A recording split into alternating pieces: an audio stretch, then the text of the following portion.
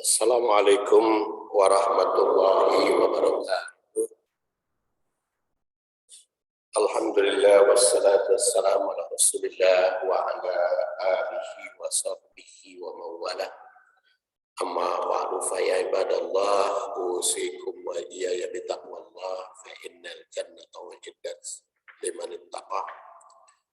Jamaah rahimakumullah, makalahnya belum sempat fotokopi. Mau ke tukang fotokopi jadi langsung dijamak aja nanti dirapel bulan depan ya. Sekarang kita bahas surat Al-Hujurat ayat 14, merupakan kelanjutan bulan yang lalu. A'udzubillahi minasyaitonirrajim. Itu pakai wa ya. Qalatil a'rabu amanna qul lam tu'minu walakin qulu aslamna walamma yadkhulul iman fi qulubikum wa in tuti'ullaha wa rasulah la yalitkum min a'malikum syai'a innallaha ghafurur rahim. Qalat, berkata al-a'rab, orang-orang dusun Arab. Kenapa jadi qalat tidak qalat? Karena ini jamak. Al-a'rabnya bukan menunjukkan manusia, jadi jamaknya kepada bangsa. Al-a'rab itu sukanul badiyah, penduduk kampung aslinya menurut Al-Marughi. Qalat, berkata al-a'rab, orang dusun Arab.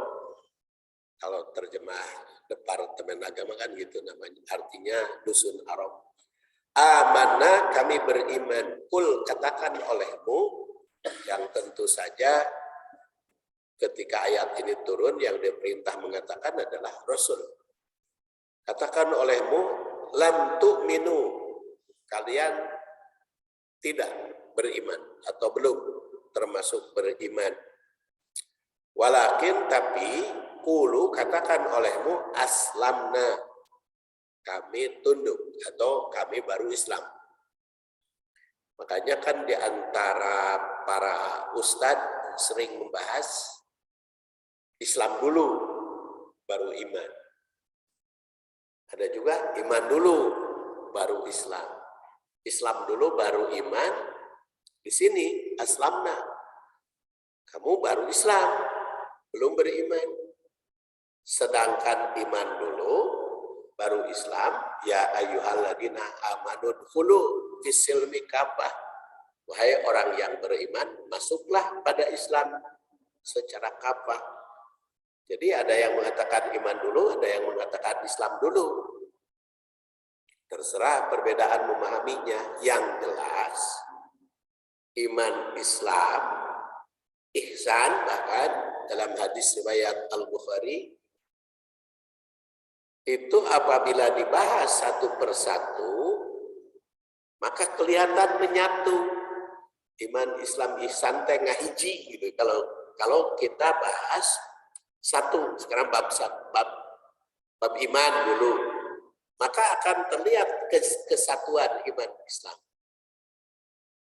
Tetapi kalau kita bahas sekaligus tiga-tiganya, iman, Islam, ihsan, maka akan kelihatan perbedaannya, mana iman, mana Islam, mana ihsan.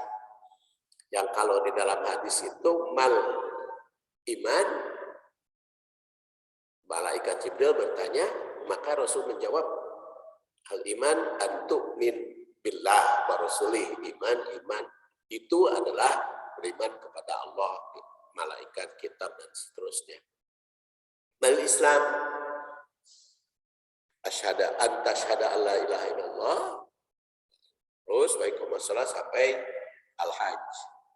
Mal ihsan an ta'budallah ka'annaka tara fa innahu yarak. Jadi kalau kita bahas disatukan, kelihatan Iman itu lebih kepada keyakinan, akidah, pikiran.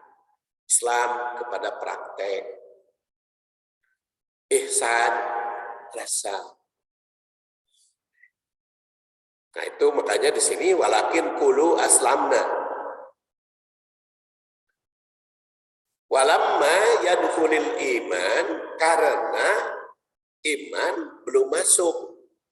Yadkhul al iman, walamma yadkhul belum masuk al iman, iman fi qulubikum, dalam hati. Jadi baru ngomong, baru ucapan, belum masuk dalam hati. Wa in tuti'u, apabila kalian taat Allah kepada Allah atau menaati Allah, wa rasulahu, dan menaati Rasul, la yalidkum. Ya, yalidkum, alata yalid. Itu ada lata yalid, ada alata yulid. Itu artinya nakosok, berkurang, tidak akan berkurang. Min a'malikum, dari amalmu, syai'an, sedikit pun. Innallah, sesungguhnya Allah, ghafurun, maha pengampun, rahimun, maha penyayang. Itu tartib ayat. Sekarang kita terjemah, lihat terjemah. Orang-orang Arab Badui berkata, kami telah beriman. Katakan kepada mereka, kamu belum beriman, tetapi katakanlah kami telah tunduk. Itu terjemah depan. Kami telah tunduk. Bukan kami telah Islam, tapi kami telah tunduk. Karena iman itu belum masuk ke dalam hatimu. Dan jika kamu taat kepada Allah dan Rasul-Nya, Dia tiada akan mengurangi sedikit pun pahala amalmu. Sungguhnya Allah Maha Pengampun lagi Maha Penyayang. Itu terjemah depan. Al-Hujurat ayat 14. Sekarang kita lihat ketiga, tarikh ayat. Sa'ad bin Abi Waqqas yang wafat tahun 55 Hijriah, sebagaimana dikutip An-Nasai, Imam An-Nasai, yaitu penyusun kitab Kutubus Sittah, nama aslinya Ahmad, ya. Karena penyusun kitab Kutubus Sittah itu nama asli Muhammad 3 orang, nama asli Ahmad 1. Yang 3 orang adalah Bukhari, Tirmidzi, dan Ibnu Majah. Itu namanya Muhammad. Dan nama Ahmad 1, yaitu An-Nasai. Yang lahir 215, wafat 303 Hijriah, meriwayatkan bahwa Rasul Shallallahu Alaihi Wasallam membagikan suatu pembagian kepada sebagian manusia dan mencegah yang lain. Jadi Rasul membagikan suatu bagian, ada yang mengatakan ghanimah, ada yang mengatakan harta lain, dibagikan, tetapi ada yang dicegah, si anu jangan dikasih. Nah maka saat bertanya, ya Rasulullah, a'toita fulanan wa mana'ta fulanan wa huwa mu'min. Oh kenapa? Ya Rasulullah, engkau berikan kepada seseorang fulan anu, wa mana tak fulan, dan engkau cegah kepada seseorang wa huwa mukmin, pada itu semua mukmin. Maka Rasul bersabda, la taqul mukmin wa qul muslim. Jangan katakan si anu itu mukmin, itu baru muslim, itu baru tunduk. Tunduknya itu karena ketakutan diajak menaati Allah dan Rasul. Maka dia mengatakan amanah. Kata Ibnu Syihab, ini berkaitan peristiwa ini dengan surat Al-Hujurat ayat 14. Itu menurut sejarah yang pertama, riwayat An-Nasai. Kemudian diterangkan oleh Al-Wahidi, ini ulama abad kelima, 468 Hijriah, kitabnya Asbabun Nuzul. Orang dusun Arab dari Bani Asad bin Huzaimah buru-buru menghadap Rasul ketika sampai di Madinah. Menyatakan beriman di mulutnya, tapi tidak disertai keyakinan dalam hati. Mereka menyatakan iman agar bisa bebas bergerak di Madinah. Jadi supaya tidak terusir, supaya tidak terkena konsekuensi, karena Madinah Al-Munawwarah itu suci di tanah haramnya dari orang-orang kafir. Maka mereka menyatakan beriman. Ternyata mereka melakukan penghambatan di jalan sehingga menghalangi orang yang mau masuk ke Madinah. Jadi ongkoh menyatakan beriman, tetapi ketika orang banyak yang mau masuk ke tanah haram Madinah, dia hambat, bahkan begal, ada yang membegal. Nah, maka pada pembagian sedekah dan pembagian dari harta rampasan perang, mereka mengatakan telah beriman. Jadi hari ketentuan-ketentuan Rasul tidak ditaati, tetapi berkaitan dengan kehidupan sehari-harinya, dia menghambat orang yang masuk ke jalan, yang masuk ke Madinah.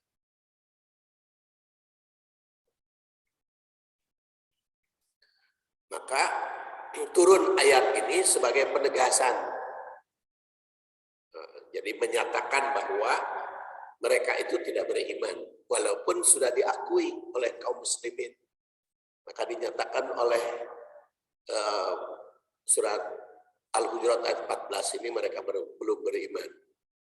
Karena tidak disertai keyakinan dalam hati. Karena baru Islam alias penyerahan diri, tapi belum termasuk mukmin. Itu sejarah kedua. Kemudian sejarah yang ketiga, seperti telah dijelaskan di dalam kajian ayat sebelumnya, bahwa surat Al-Hujurat itu semua turun di Madinah. Jadi secara historis, orang yang menyatakan iman itu karena mengharapkan bagian ghanimah, iman karena harta, tentu saja tidak akan diterima Rasul. Dan akan ditolak oleh Allah Subhanahu wa Ta'ala.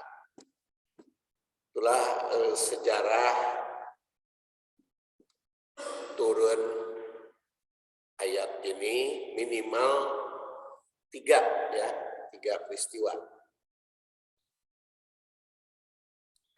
Sekarang kaitan ayat ini dengan sebelumnya. Ayat sebelumnya yang kita bahas bulan yang lalu, ya ayuhan nas inna khalaqnakum min dzakari wa unsa wa ja'alnakum syu'uban wa qabaila lita'arafu inna akramakum indallahi atqakum innallaha alimun khabir. Sedangkan ayat 14-nya qalatil a'rab amanna qul lam tu'minu walakin qulu aslamna walamma yadkhulul iman fi qulubikum in tuti'ullaha wa rasulah la yalitkum min amwalikum syai'an innallaha ghafurur rahim. 5 ayat sebelumnya menyeru ya ayyuhalladzina amanu, yaitu ayat pertama ya ayyuhalladzina amanu, kemudian ayat kedua ya ayyuhalladzina amanu,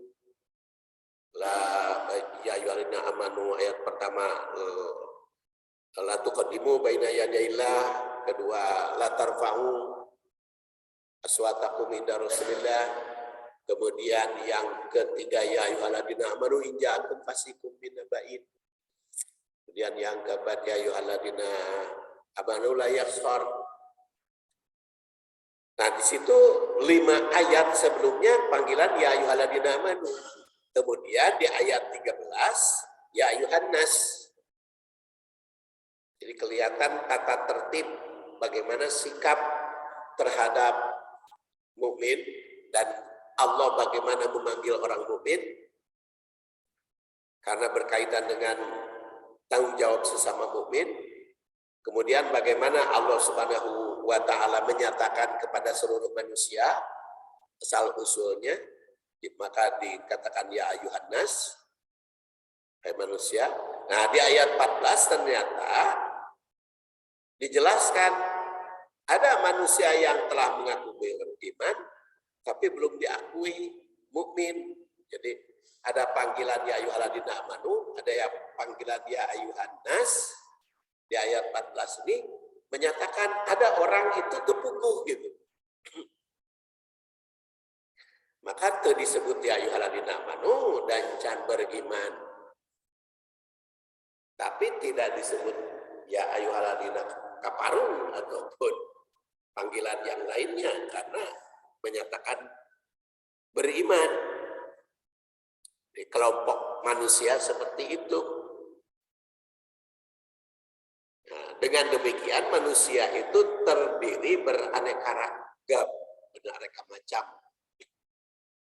Yang kalau di awal surat Al-Baqarah sampai ada mukmin, ada kafir, ada munafik, ada fasik. Mukmin sampai ulaika humul muflihun. Kafir sampai innalladzina kafaru sawa'un 'alaihim anzartahum am lam tunzirhum la yu'minun. Sampai khatamallahu 'ala qulubihim. Munafik 8 sampai 19. Kemudian fasik ayat berikutnya. Setelah dipanggil manusia ya Yohanes. Nah, maka dikaitkan dengan ayat sebelumnya, surat Al-Hujurat ayat 14 ini menerangkan tentang manusia pihak yang berbeda. Kemudian kaitan yang kedua, setelah satu fungsi manusia berbangsa, berkabilah adalah lita'arofu, diterangkan ayat 13, yaitu agar saling mengenal.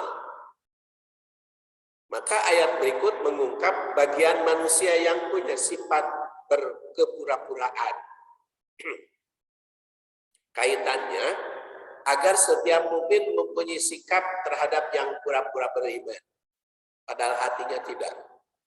Jadi mukmin itu harus tahu mana sesama mukmin yang benar imannya, mana kafir yang benar kufurnya, mana fasik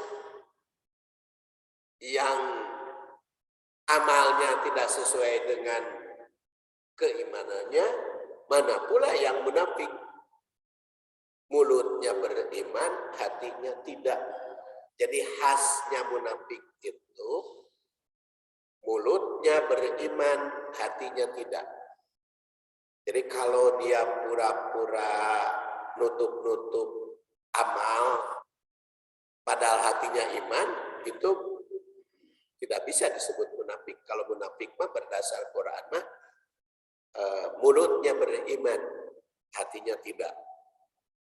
Jadi setelah Allah Subhanahu wa taala mengatakan manusia berbangsa beraneka ragam itu lita'arofu, maka di sini oleh Allah dikenalkan manusia yang lain.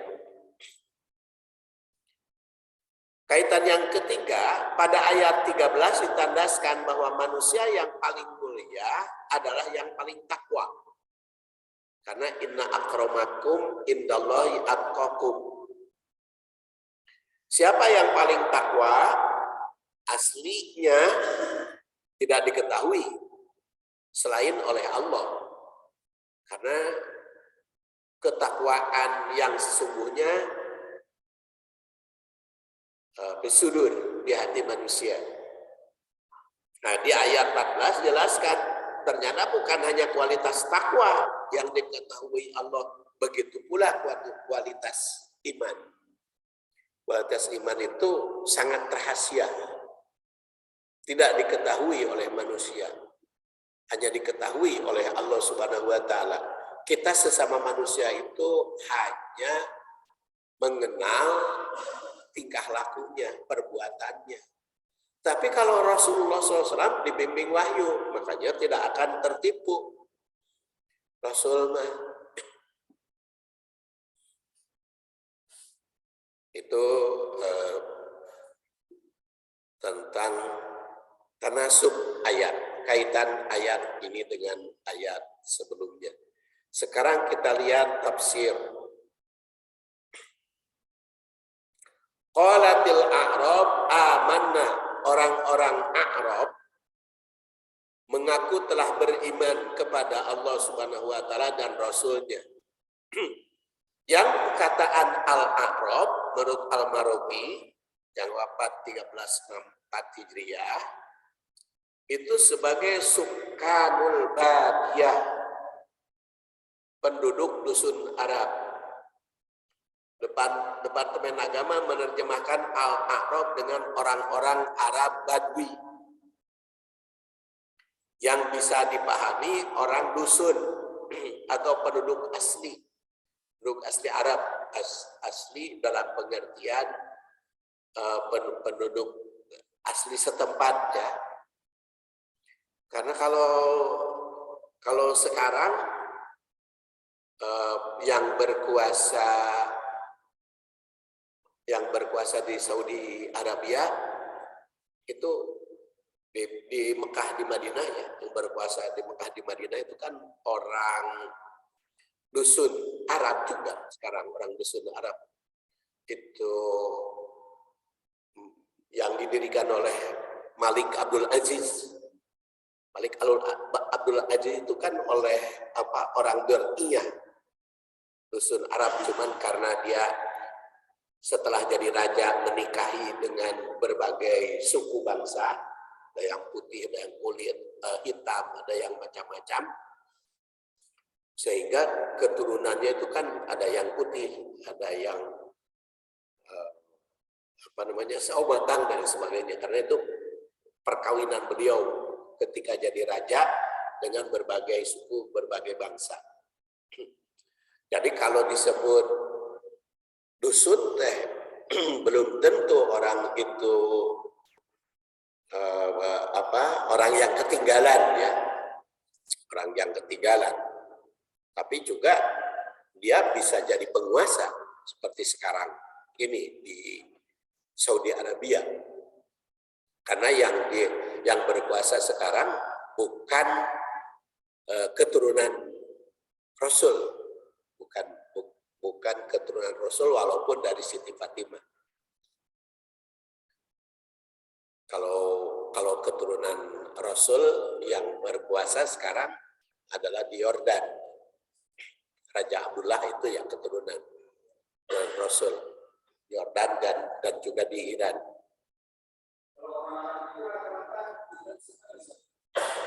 Ada yang hitam, ada yang putih.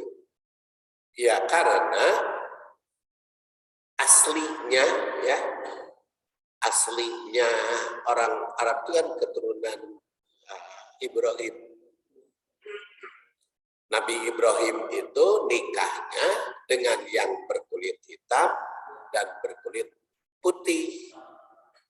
Siti Sarah itu berkulit putih dan Siti Hajar berkulit hitam dan Nabi Ibrahimnya berkulit putih. Makanya keturunannya beraneka ragam. Dan kebetulan yang sekarang yang berkuasa di Saudi itu adalah keturunan Suud, yaitu yang didirikan oleh Malik Abdul Aziz. Dan Abdul Aziz itu ketika jadi raja menikahi berbagai suku. Jadi kan berbagai suku itu di Arab itu dia nikahi. Jadi setelah sudah punya anak, kasih fasilitas, dicerai gitu, sudah punya kawin lagi suku ini, sudah punya anak, dicerai terus sehingga anaknya 27 kan. 27. Makanya sampai sekarang masih anaknya. Masih anak Abdul Aziz. Salman itu masih anak Abdul Aziz. Katanya Rasul kita Arab keturunan Ismail. Rasul kita itu kan Nabi Muhammad itu kan turun Ismail. Ismail itu hasil perkawinan Nabi Ibrahim yang kulit putih dengan Siti Hajar yang kulit hitam. Makanya bagus kulitnya, Rasul itu keturunan campuran putih dan hitam. Kan diterangkan dalam berbagai hadis dia tidak terlalu putih, tidak terlalu hitam, tidak terlalu pendek, tidak terlalu tinggi. Jadi karena campuran, jadi kasep lah. Turunan Rasul negara rasep. Garulis. Kemudian mereka mengatakan amanah, kami telah beriman. Mereka menyangka bahwa keimanan itu akan segera diakui oleh Rasul hanya atas dasar pengakuan di mulut. Padahal tidaklah demikian. Alif lam mim ahsiban nasu ayyutraku amanah bahum la yuftanun. Apakah akan diakui dengan mengatakan kami beriman padahal belum diuji? Dalam surat Al-Ankabut begitu. Makanya kul katakan hai Muhammad lam tu'minu. Jadi secara historis tentu saja kul di sini tujukan kepada Rasul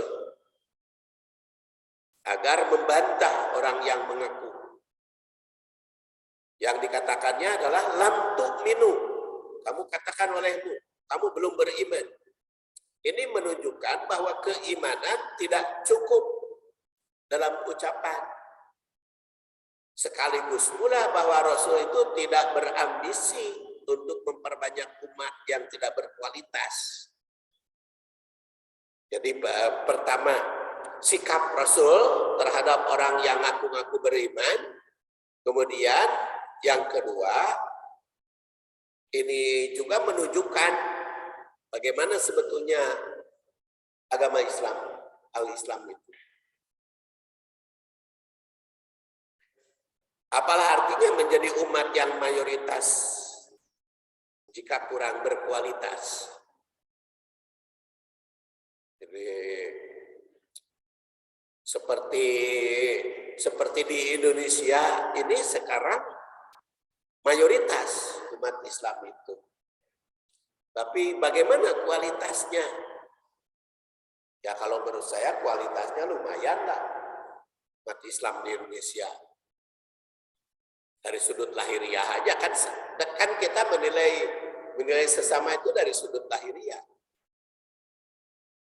Mayoritas umat Islam di Indonesia itu wanitanya kan berjilbab. Itu dari sudut lahiriah, dari hakikat hanya Allah Subhanahu wa taala. Tetapi dibanding dengan negara-negara lain, umat Islam Indonesia itu mayoritas berjilbab. Sekarang ini itu berbeda dengan beberapa tahun yang lalu. Saya ketika sekolah di PGA itu belum ada kewajiban berjilbab di PGA itu. Jadi dengan wanita itu ya anak-anak ustadz, anak kiai juga belum berjilbab, masih budugul aja. Dulu di Cianjur itu yang berjilbab itu hanya satu, Persis saja yang berjilbab itu. Muhammadiyah, NU itu masih betul-betul. Dan sekarang lah mayoritas. Jadi kalau melihat wanita-wanita ngabring gitu berjilbab itu Persis gitu. Jadi sekarang itu sudah lumayan kalau secara lahiriah. Jadi tidak terlalu pesimis gitu. Walaupun sekarang kan banyak para mubalik, para ustadz yang demikian istilah itu demikian keras gitu terhadap situasi dan kondisi sehingga pikasieun gitu ya. Sehingga miris gitu.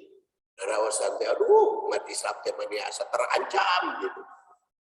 Nah, tapi bagus juga tuh. Ada yang ceramah seperti itu. Ya, karena kalau kata Al-Ghazali kan ada haroroh, ada rutobah dalam diri manusia itu. Butuh pemanasan, butuh pendinginan. Itu yang manas-manas sehingga takut, khawatir, miris, itu merasa terancam. Perasaan teh Islam terek kiamat gitu. Bahaya nanti. Perasaan teh merasa terancam, walaupun banyak juga optimisnya seimbang aja.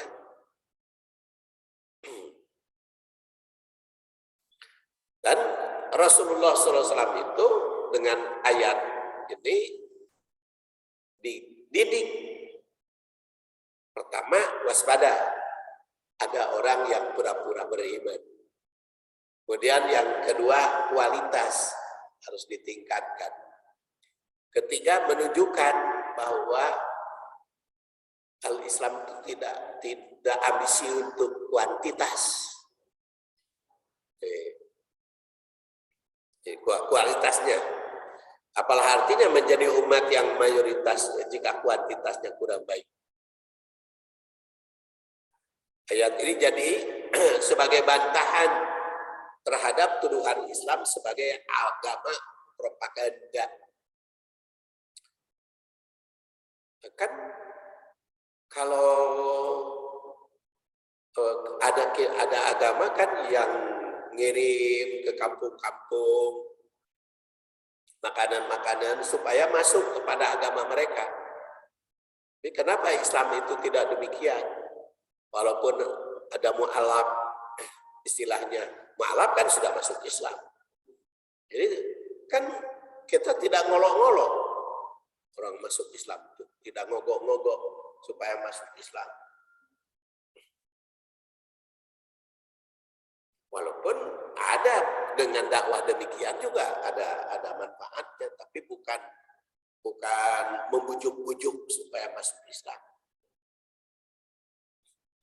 Sehingga sekarang kan ada tren masjid itu tempat berkumpul umat karena banyak konsumsi. Sediakan tempat tidur disediakan, tempat makan disediakan di masjid-masjid sehingga umat tuh banyak. Ya, dari sudut syiar silahkan saja. Bagus. Ada Joko Karyan, ada Arafah, ada Muhajirin, ya. Banyak masjid-masjid itu disediakan makanan gratis dan sebagainya. Bagus. Itu untuk menghimpun, memperbanyak. Tapi tidak hanya itu, harus ada peningkatan kualitas. Apalagi jika melihat tarikh atau historis bahwa orang yang mengaku iman itu tadi juga dilatar belakangi oleh ghanimah.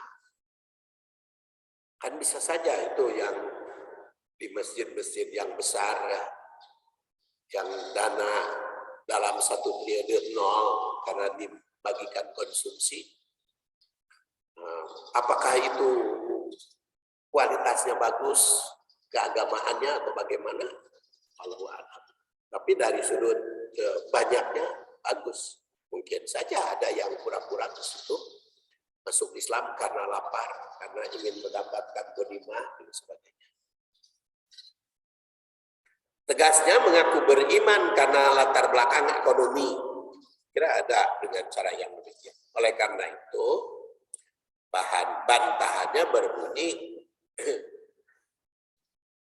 walakin kulu aslamna. Walakin kulu aslamna. Ya kita lihat saja jangankan di tempat-tempat yang begitu besar konsumsinya, tempat tidur dan sebagainya. Di kita juga kan terasa. Saya juga di masjid yang Sabinal Muhajirin itu ada pengajian pendalaman, yaitu tiap Jumat maghrib sampai isya, tengkur sampai isya waktunya juga. Ada juga ceramah umum, namanya kultum, kuliah 7 menit, yaitu hari Rabu subuh. Nah, ternyata kan mayoritas yang hadir yang Rabu subuh itu kultum, kuliah 7 menit. Kalau yang pendalaman sedikit yang hadirnya. Sarua kan di sini juga sok ceramah umum banyak yang hadir. Kunaon ceramah kia pendalaman sedikit. Ya karena kalau ceramah begini kan harus berpikir. Saya juga biasanya harus pakai makalah dan sebagainya karena sekarang itu tengah buru. Itu berpikir terus menggunakan waktu. Itu dimanapun kalau pengajian mendalam, diskusi memperdalam ayat, memperdalam hadis, tidak mayoritas yang hadirnya enggak. Itu dimanapun, bukan hanya di Darussaada, bukan. Saya alami dimanapun, di berbagai masjid manapun, kalau pendalaman itu sedikit jumlah yang hadirnya. Kalau yang banyak ya ceramah umum sepintas rame, nah itu banyak. Jadi itu hadirnya. Jadi jangan kita merasa loh kok sedikit jumlahnya, jangan, nggak perlu bertanya itu karena tadi antara kuantitas dengan kualitas. Antara kuantitas dengan kualitas karena umat kita masih seneng yang tidak terlalu mendalam. Tapi ya tetap diperlukan. Walaupun wayahna para ustadz nage ieu mah saeutik hadirnya wayahna. Harus siap, harus mengakui. Karena bukan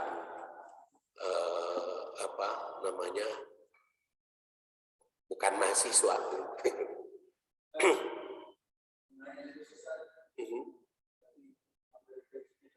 Ya.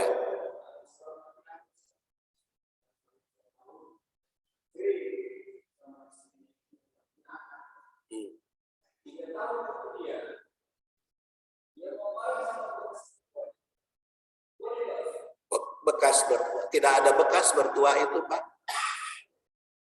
Jadi mertua itu selamanya mertua. Jadi haram seumur-umur dinikah.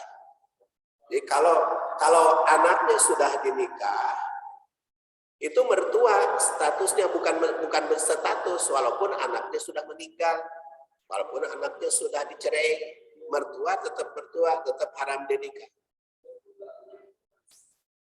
Iya, walaupun tidak keturunan, karena yang jadi kriteria mertua itu anaknya dinikah. Jangankan urusan keturunan, tidak digauli pun, umpamanya bapak nikah dengan seorang perempuan, tidak apa-apaan si perempuan itu, tapi sudah akad, itu ibunya tetap haram seumur-umur. Walaupun anaknya belum diketukia. Iya.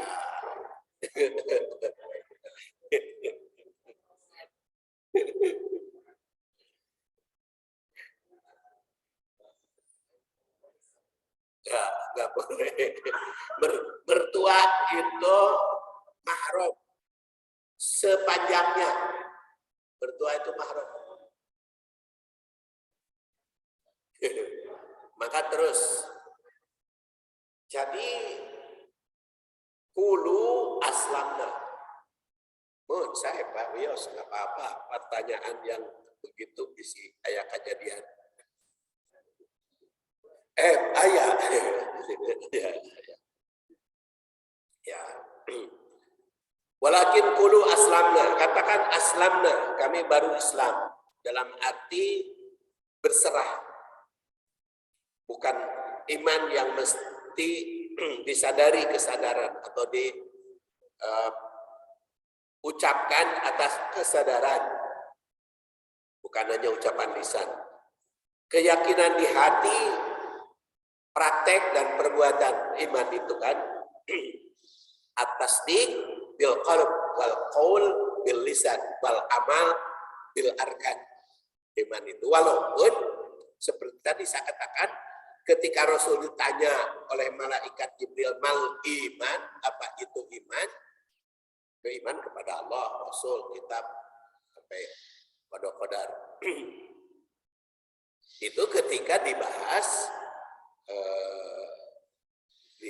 disatukan, sehingga kelihatan iman itu kepada hati, Islam itu kepada amal.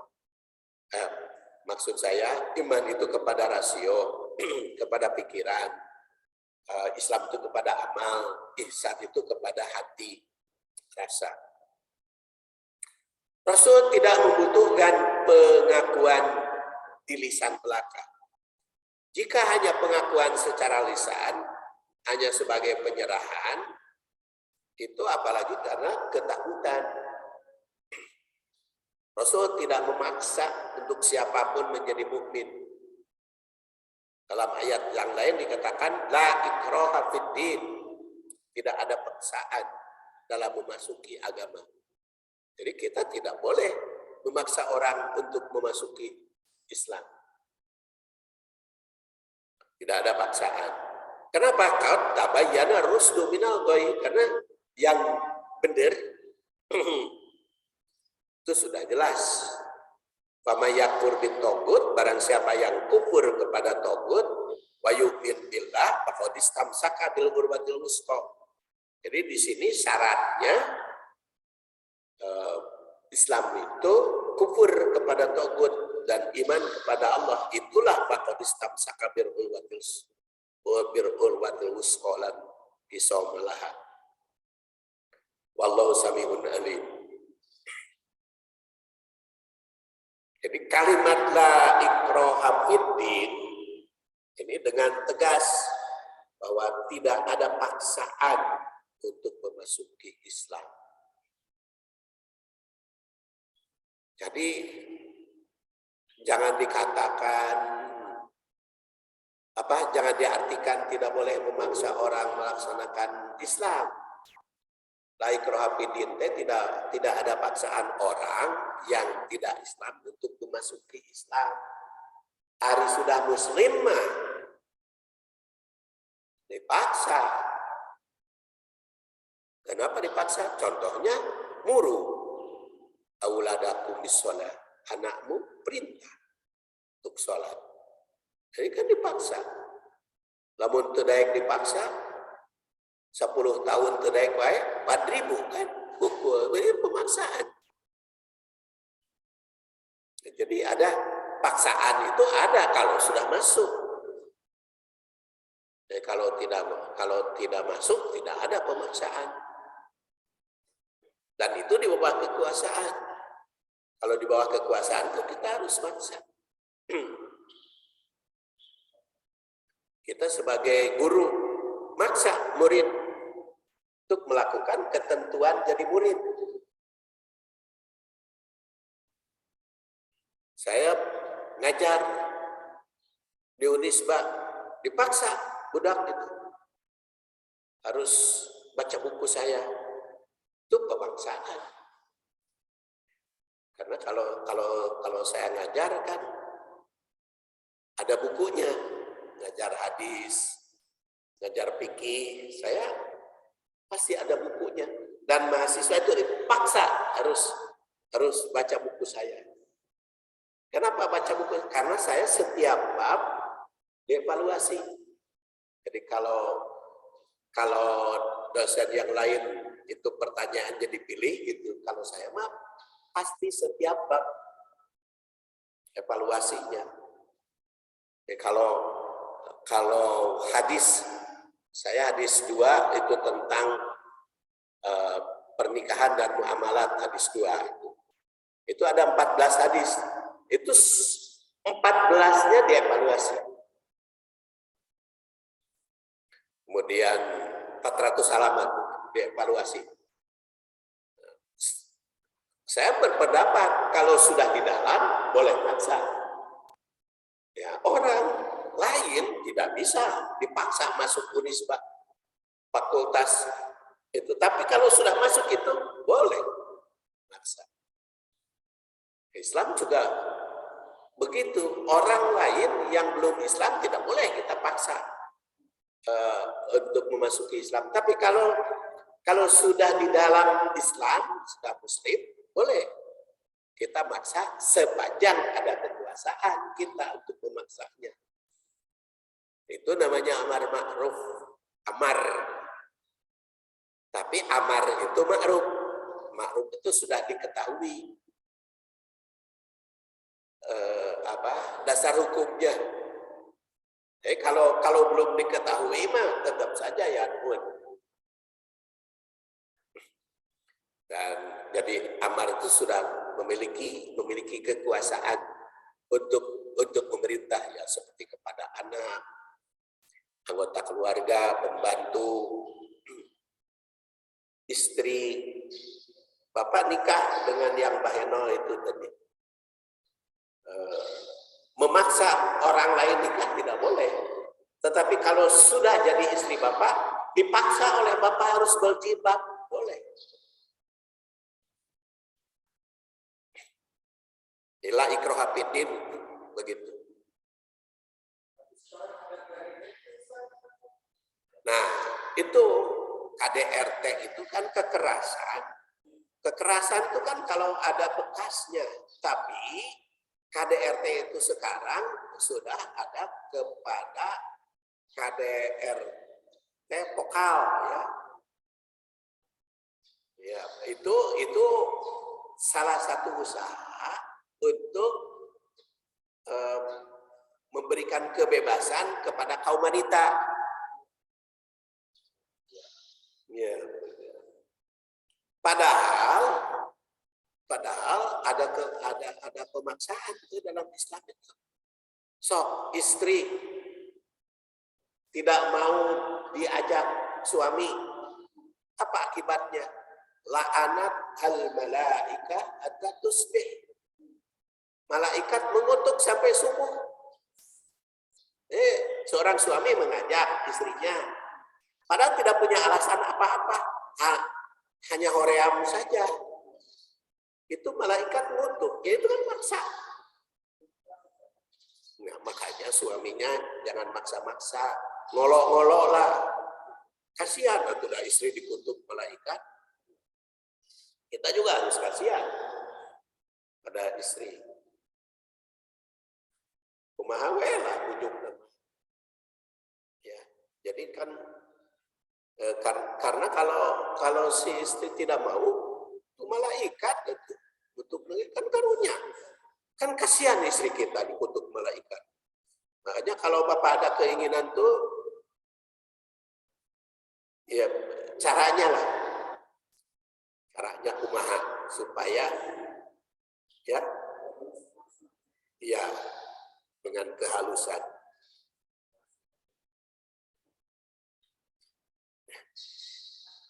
Jadi masuk Islam bagus, tetapi pemaksaan itu karena KDRT ulah kekerasan artinya kan keras, bukan tegas. Jadi memaksa memang boleh. Jadi insya Allah tidak akan terkena KDRT. Tugas Rasul dan mukmin adalah membuktikan kejelasan bahwa Islam itu merupakan kebenaran mutlak. Jadi penerapannya di dalam kehidupan sehari-hari juga Seorang suami itu harus memberikan penjelasan yang sehingga diterima. Nah, karena diterima jadi atas kesadaran diri sendiri. Jadi jangan sampai merasa terpaksa, tapi merasa terpanggil. Merasa terpanggil. Apakah mau diterima ataukah ditolak oleh siapapun, tidak ada masalah. Yang jelas Islam bebas dan jauh dari kesesatan. Qad tabayyana rusdu minal ghayy.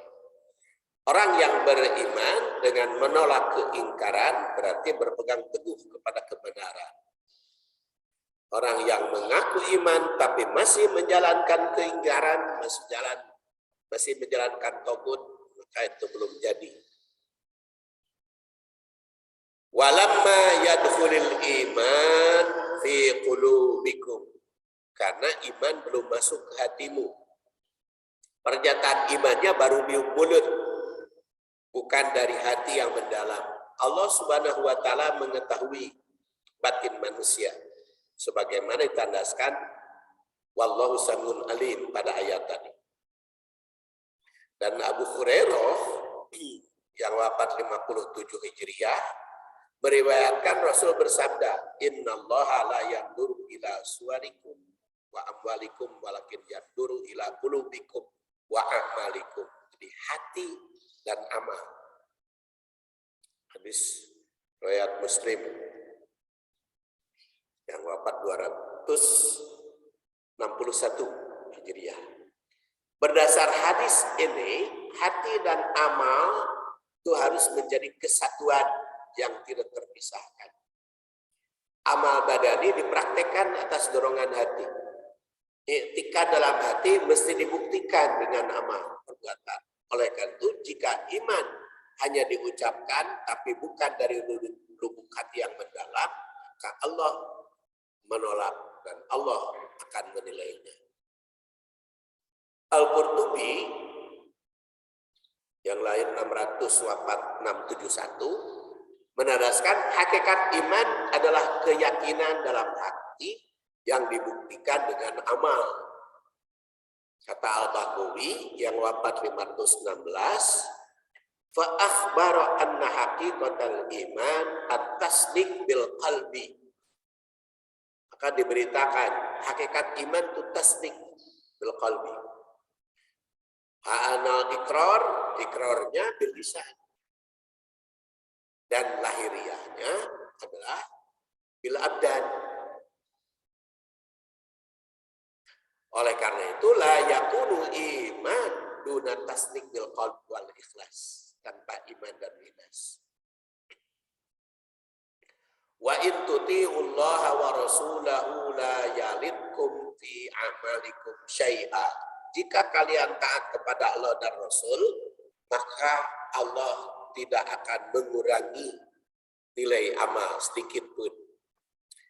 Ini merupakan jaminan dari Allah Subhanahu wa taala. Jika benar-benar taat padanya dan pada Rasul, maka amal akan diperhitungkan. Menaati Allah utamanya dengan melaksanakan aturan Quran. Hanya ada istilah taat kepada Allah, taat kepada Rasul. Taat kepada Allah adalah Quran. Taat kepada Rasul adalah sunnah. Makanya di sini ditandaskan oleh Al-Quran, kamu belum mukmin kalau belum menaati Allah dan Rasul.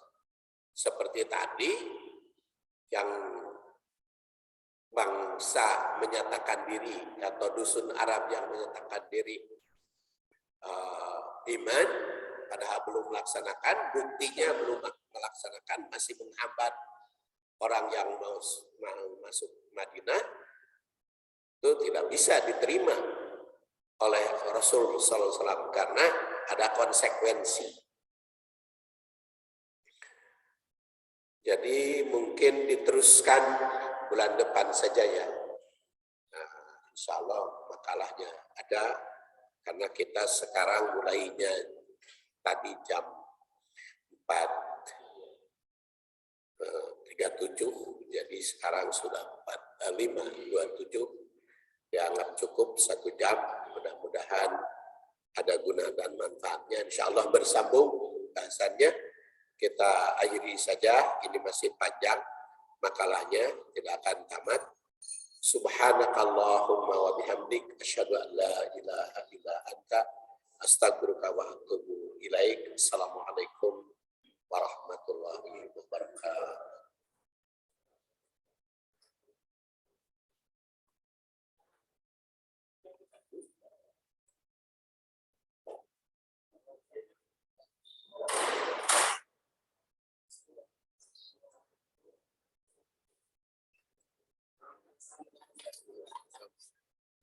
Lama nggak salah. Oh iya.